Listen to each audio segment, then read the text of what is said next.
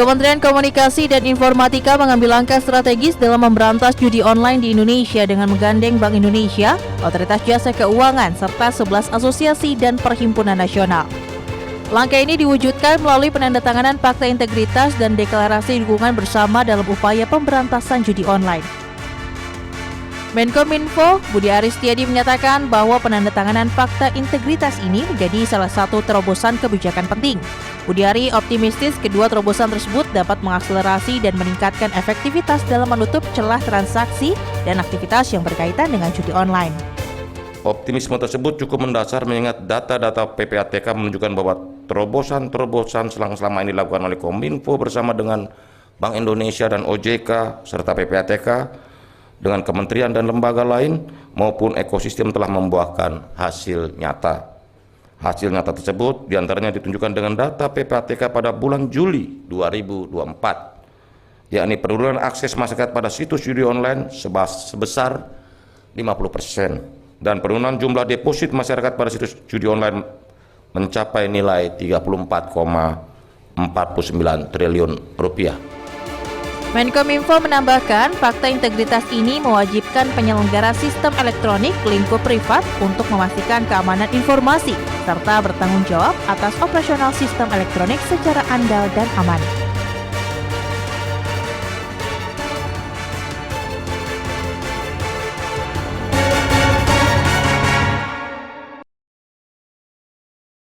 Sekarang kita ngeteh sore dulu. Silakan dong. Ya. Disediain tehnya, Masya Allah. Alhamdulillah. Ini sebenarnya salah satu kenikmatan ya, kok sore-sore bisa ngeteh. Ini daunnya entah dari kebun belah mana, tahu-tahu nyampe di sini langsung jatuh, sangat nikmat. Bahkan bernafas aja. Ada mungkin saudara-saudara kita yang bernafas pun perlu bantuan. Artinya ini kan berkat Tuhan ya. Allah nantangin 2 kali di Al-Quran. Ini amat Allah suha. Surat 16 ayat 18 atau 14 Ibrahim ayat 34. Kalau kamu pengen ngitung-ngitung nikmat Allah, maka kita nggak akan sanggup menghitungnya.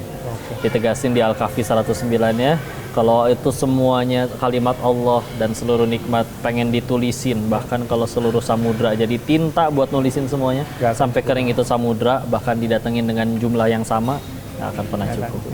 Kitanya aja kali yang kufur. Kita ngopi dulu. Izin ya. Ngeteh ya. Si panas, hati-hati. Bismillah. Alhamdulillah. Oke. Ko Denis, Iya. tadi yang seperti sudah disampaikan bahwa Koko ini sebelumnya pernah di Thailand gitu ya. Nah, titik baliknya mungkin bisa diceritakan lagi secara lebih gamblang gitu. Yang bikin akhirnya Koko, oh saya mau ninggalin dunia ini gitu. Ya awalnya kesananya mah gara-gara belum pernah ngerasain kaya, jadi kayaknya kaya itu enak. Begitu nyampe sana justru malah kayak Allahnya, nih kamu cobain sendiri, bahagia atau enggak. Awalnya senang memang dapat uang segitu banyak. Tapi ketika akhirnya terus-menerus dengan jumlah yang sama, lama-lama ya mati rasa juga. Terus mikir, oh kayaknya sayanya aja kali yang kurang kaya. Ketemu yang lebih kaya tadi lah, ada yang stres. Dia punya uang sekian banyak, duit bukan masalah, tapi bisa iri dengan di pinggir jalan ada ibu yang lagi disuapin makan jeruk sama anaknya. Karena dia bilang, anak saya nggak pernah tuh nyuapin makan kayak begitu. Padahal anaknya kuliah di London, di Jerman, duit bukan masalah. Tapi ya ternyata kayak gitu, anaknya kurang ajar, istrinya punya berondong lagi, dan bahkan masih bersikeras pokoknya saya nyari yang lebih kaya, tapi sampai akhir hidupnya dia happy ending gara-gara bisnis kayak ginian, ya ternyata memang ya itu dia tadi nggak ketemu. Artinya rasa syukur dan bahagia itu bukan miliknya orang kaya ya, tapi milik orang yang legowo, orang yang ada di jalan Tuhan gitu. Yang ada di hatinya apa? Bahagia itu dari situ. Kan kata la ilaha illallah kan diterjemahinnya suka tiada Tuhan selain Allah, padahal kan Tuhan tuh Rob. Rabbi, Tuhanku, Robbana, Tuhan kami. Ilah tuh lebih tepatnya sesembahan. Nah, sesembahan maknanya meluas, salah satunya adalah apapun yang mendominasi hatinya. Gampang lihat orang sedih atau enggak tuh lihat aja isi hatinya apa. Kalau dia sholat sih sholat kok, tapi ketinggalan sholat nggak pernah nangis, pas hilang duit baru nangis, ya udah berarti ilahnya duit. Sholat sih sholat, tapi ketinggalan sholat nggak pernah nangis, giliran gagal nyalek gila, ya berarti di hatinya ya jabatan. Tinggal kita mau sampai kapan nih naro selain Allah di hati. Padahal lihat anak-anak dibanding kita lebih kaya dari anak-anak, kita lebih punya ilmu daripada anak-anak, tapi kok lebih sulit bahagia daripada anak-anak. Sederhana, anak-anak kan nggak punya pesaing Allah di hatinya. Kita makin gede punya pesaing Allah, ya Allah gini ya rasanya viral, gini ya rasanya dipuji. Kita udah ngerti gini ya popularitas, rasanya udah ngerti duit gitu ya. sampai ke tanpa sengaja kita jadikan itu pesaing Allah. Makanya ada orang kalau di kota besar, percuma gaji segini, saya bahagianya nanti kalau udah seperti dia. Oh, kenapa harus kayak gitu? Kita dulu kan pernah jadi anak kecil yang bahagianya tanpa alasan. Kenapa makin gede, makin pinter, makin berilmu malah makin banyak alasan bahagianya? Oke. Kok Aneh. ini Koko berapa bersaudara kalau boleh tahu? Saya 4, anak pertama dari 4 bersaudara. Anak pertama dari 4 bersaudara. Iya. Ini kan luar biasa ya Ko ya. Artinya Koko memutus mata rantai supaya nggak ada lagi nih yang jadi bandar judi gitu Ko. Apa sebetulnya yang Koko rasakan ketika akhirnya oh biar stop di ayah saya aja, biar stop di saya, adik-adik saya jangan. Sebetulnya waktu di awal bahkan belum ke situ mikirnya, lebih ke kayak dunianya mulai membosankan, yang ada di sana juga nggak pengen selamanya di dunia itu, dan yang udah benar-benar lebih lama di situ pun nggak ada yang happy ending. Makanya saya balik lagi tadi bilang, oh saya nggak mungkin selamanya nih, tinggal cepat lambat, mau benar-benar berhenti karena kepaksa atau berhenti sendiri. Nah, daripada nunggu dipaksa, akhirnya berhenti sendiri ya udah. Tapi ketika akhirnya berhenti, memang lebih ke karena sejatinya setiap kali kita berbuat salah itu kan sama aja kayak kita lagi zolimin diri sendiri. Makanya kan kata dosa di dalam Quran itu ada dengan istilah zolam tu nafsi, zolim kepada diri sendiri. Karena setiap kali berbuat salah yang rugi bukan Allah tapi kitanya. Jadi semakin kita banyak bikin yang Allah nggak suka, sejatinya kita lagi jahatin diri sendiri. Sedangkan kan orang berakal nggak suka untuk nyiksa diri sendiri. Maka mau sampai kapan ini ngelakuin hal-hal yang kontradiksi, pengen bahagia, tapi kita selalu menyiksa diri kita sendiri dengan berbuat dosa. Yang dosa itu adalah zolim ke diri sendiri kan. Nggak nyambung ini. Sedangkan dibilang bodoh nggak mau, dibilang tidak berakal padahal punya akal ngakunya. Jadi ya sudah, itu salah satu triggernya juga. Ini Koko 4 bersaudara, kan banyak yang ngira awalnya Koko ini adalah mu'alaf, tapi justru Koko ini dari lahir memang sudah muslim ya? Ayah yang mu'alaf gitu. Ayah mu'alaf karena nikah sama ibu sudah muslim dari lahir. Tapi emang ya beginilah, nggak bisa milih, terlahir fisiknya seperti ini, kayak engko-engko, udah gitu besar kayak opa-opa Korea katanya. Ya besar lama dengan nenek ya, beliau Buddha jadi dikasih makan babi, udah gitu TK sampai SMA sekolah Katolik, nyari duitnya juga di Thailand. Tahu-tahu ngaji kan memang ya mungkin kata orang mungkin jomplang ya kaget, tapi ya waktu pulang juga saya tanya saya harus syahadat lagi nggak. Setelah diceritain, kalau latar belakangnya kayak gitu sih nggak harus, tinggal tobat aja yang benar. Bismillah. Alhamdulillah ya muslim dari lahir. Ini kan Koko artinya diverse sekali ya, sekolah Katolik, kemudian dibesarkan dalam lingkungan Buddha. Apa yang Koko rasakan sampai dengan saat ini bisa membantu orang, menginspirasi orang-orang dengan dakwahnya Koko gitu? Dulu justru awalnya itu untuk kepentingan. Pendalaman Islamnya itu seperti apa?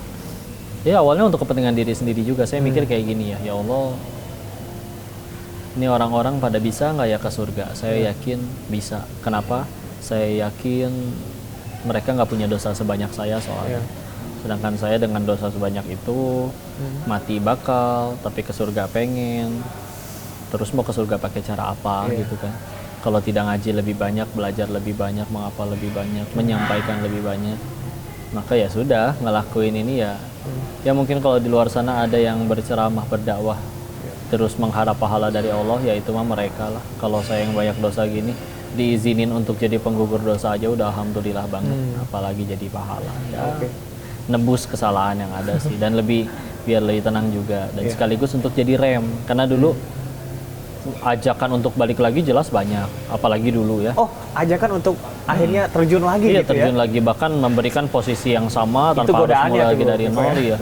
Apalagi kondisi waktu itu sempat diuji untuk harta haramnya diambil lagi semua, sempat ada kondisi jualan kaos kaki dulu di trotoar, di CFD, naik motor jadi kurir ekspedisi nganterin paket 67 paket, seharian keliling-keliling ngetokin pintu orang. Ajakan balik lagi. Cuman kan ketika udah ngaji tuh jadi kayak siang tadi baru bicara jangan, masa malamnya ngelakuin hal yang kita bilang jangan tadi.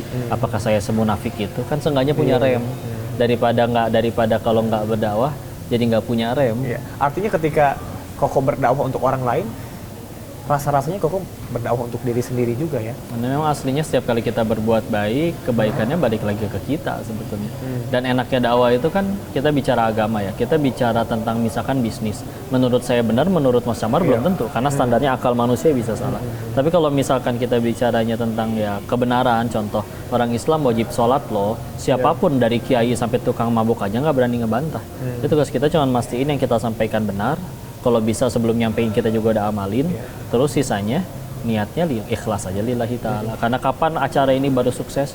Bukan ketika rame yang nonton, tapi ketika yang bicaranya ini ikhlas lillahi ta'ala. Selagi ikhlas, yang nonton cuma satu, Allah bisa jadikan itu pahala yang diterima, aman. Niat salah, mau yang nonton jutaan orang, tapi niat salah nggak jadi pahala di sisi Allah, rugi. Ngomong udah capek, berangkat udah capek, tapi nggak jadi pahala di sisi Allah, berarti meninggal bawa apa? Pegel banget. Kok berbicara tentang dakwah yang kok lakukan, Ya. ternyata tidak hanya seorang diri bersama dengan sang istri ya kok ya. Iya. Dan tidak hanya di dalam negeri tapi juga di luar negeri. Bisa ceritain Iya. kok? Sebetulnya kita nggak pilih ya mau di mana aja. Begitu ada ajakan yang namanya ada ajakan ngaji, kita santri banyak dosa. Tahu-tahu ada yang ngajak ngaji, masa ya ditolak. Jadi ya udah berangkat. Ya tugas kita cuman terus lurusin niat. Makanya mumpung ini juga kalau ada yang ngeliat, kalau pengen negesin, kalau ada yang ngajak ke Denis ngaji, terus kadang suka ada yang nanya tarif, jawabannya sama gratis, nggak ada biayanya. Oh di luar sana ada Sebentar yang kok. Ini yang menjadi pertanyaan juga, tapi saya nggak enak awalnya tanyanya. Iya. Artinya ketika ada yang bertanya tarif sama Koko jawab gratis. Ya, nanya ke Ade yang megang jadwal, ada admin juga sama gratis. Masalah mereka mau ngasih urusan dia. Tapi pokoknya saya nggak akan pernah nyebut angka, gratis saja. Kalau di luar ada yang narif ya mungkin mereka lebih mulia, saya mah banyak dosa. Jadi ya gratis saya. Sedangkan ya dulu orang-orang soleh terdahulu juga nggak narif, nggak apa.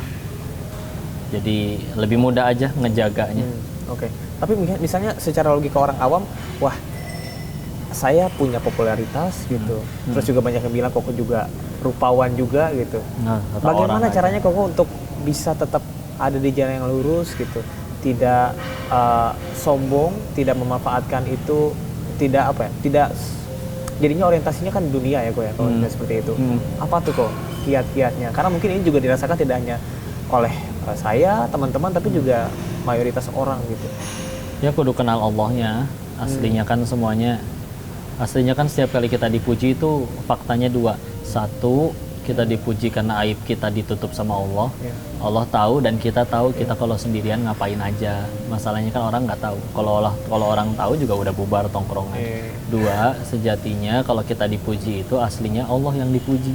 Contoh dipuji, dia cantik ya. Emang dia desain wajahnya sendiri waktu di rahim ibunya? Enggak. Jadi kan aslinya yang nentuin orang itu mancung, rambutnya gimana, kulitnya gimana, kan Allah. Terus layakkah kita ngerasa sombong atas sesuatu yang sebetulnya tidak kita upayakan? Kan aslinya mah nggak nyambung. Terus semuanya punya Allah. Inna lillahi wa inna ilaihi rajiun. Al-Baqarah 156. Kalau semuanya punya kita, terserah kita dong kapan mau kita tahan. Nggak akan ada orang yang bisa jatuh miskin. Tapi karena semuanya punya Allah, ada yang mau ditahan kayak gimana, pakai brankas, pakai bodyguard, kata Allah diambil, selesai urusan. Ya, berarti kan itu bukti bahwa jangankan yang di saldo kita, yang nempel sama badan kita aja, kalau kata Allah harus pulang, pulang duluan, itu tangan lepas kayak atau gimana.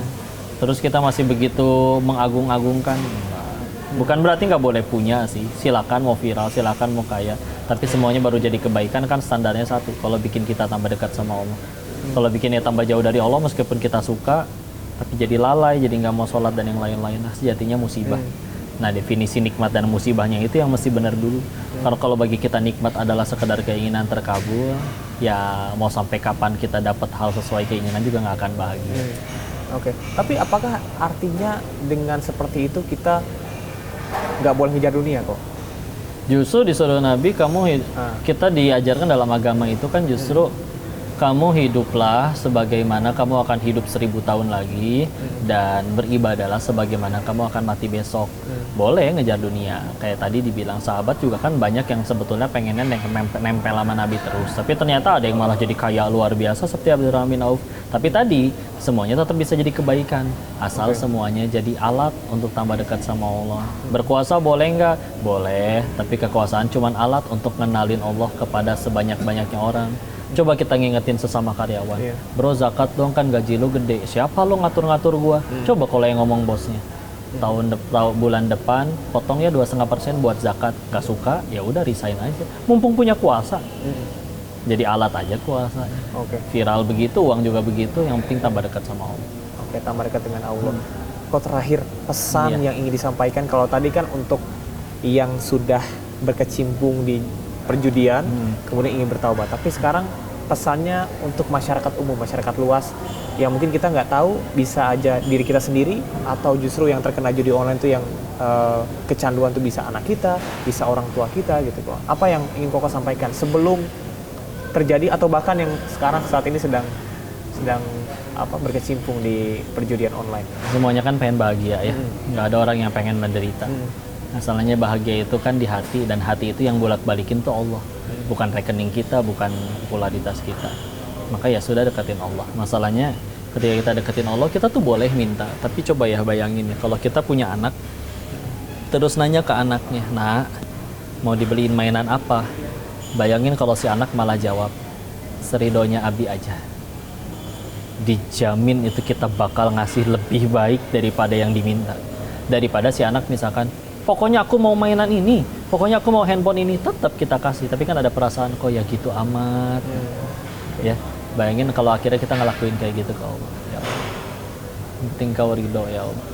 Karena aslinya sebelum kita doa juga Allah udah tahu kita mau minta apa. Cuma kan berarti esensi kita doa itu apa?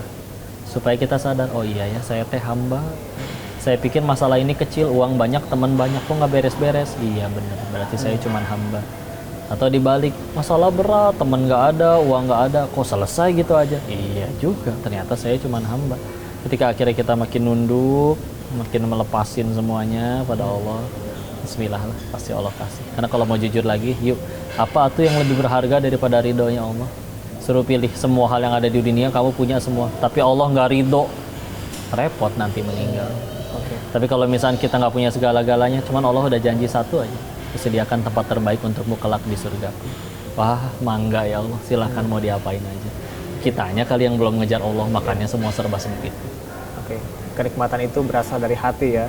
Hati kita isinya apa ya, Ko ya? Iya. Oke, baik. Terima kasih, Ko Denis, atas waktunya hari ini, dan kita harapkan bahwa banyak sekali ya hikmah yang bisa kita lihat dari pengalaman Ko Denis, termasuk salah satunya adalah bagaimana kita memulai sesuatu yang baik, kita bisa meniatkan sesuatu yang baik supaya hasilnya juga baik.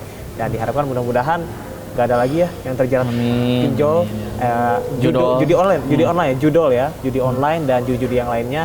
Karena ya pada akhirnya kebahagiaannya hanya semu ya, kebahagiaannya hanya ya tidak nyata.